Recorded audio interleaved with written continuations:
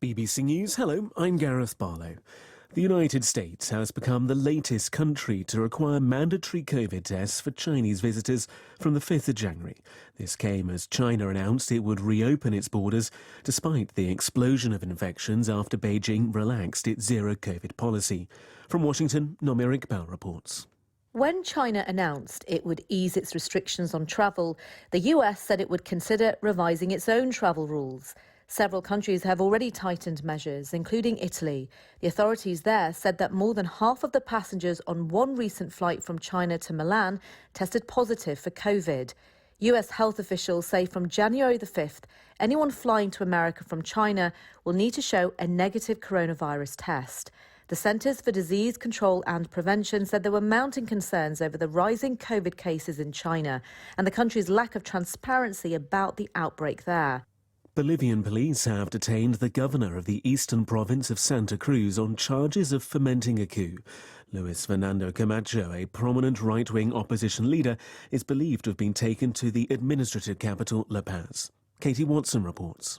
Allies of Luis Fernando Camacho have called this a kidnap, but in a statement by the Attorney General, that was denied. This is not about kidnap nor political persecution, the statement said. Mr. Camacho was arrested on the grounds of staging a coup, and he was aware of the charges that had been brought against him several weeks ago. In addition to leading protests in 2019, Luis Fernando Camacho more recently called for a strike in Santa Cruz that lasted over a month and brought Bolivia's wealthiest region to a standstill. Peru's ousted President Pedro Castillo has asked the Supreme Court to release him from prison, where he's awaiting trial on charges of rebellion. In an online hearing, he said he was a victim of political revenge by his enemies. Mr. Castillo was impeached and arrested earlier this month after attempting to dissolve the opposition-controlled Congress to rule by decree. The United Nations has said some aid programs in Afghanistan have been stopped due to the ban by the Taliban on female NGO workers. The UN warned that many other activities might also be paused and called on the Taliban to reverse the decision. Lipika Pelham reports. In a joint statement, the UN and several key NGOs said women's participation in aid delivery was not negotiable and must continue. On Tuesday, the UN Security Council denounced the Taliban decision, saying it would have a significant and immediate impact on humanitarian operations in the country.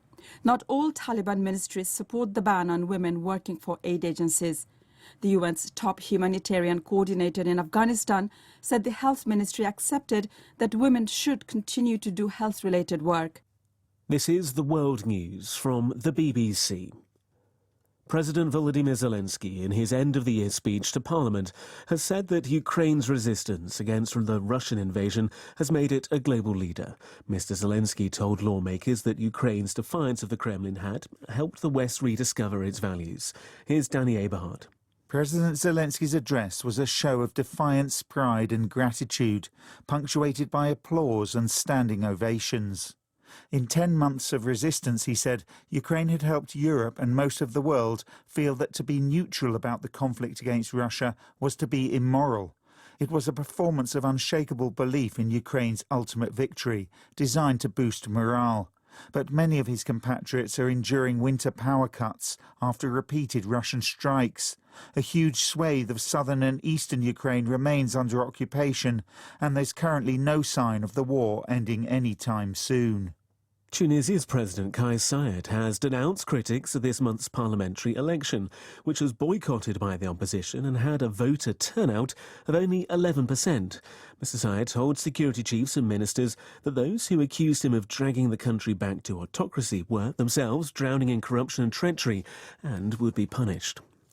Somalia has rejected what it calls an illegal oil exploration contract, which was signed by the authorities in the self-declared Republic of Somaliland.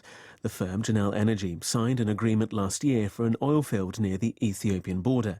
The government in Mogadishu said it is the only institution legally authorized to grant permits in Somalia. And the award-winning musician from Benin, Angelique Kidjo, has spoken of the severe food shortages in the north of her country due to drought and the knock-on effect of conflict. Ms. Kidjo, a UNICEF Goodwill Ambassador, said that the war in Ukraine had led to rising food costs and increased malnutrition. BBC News.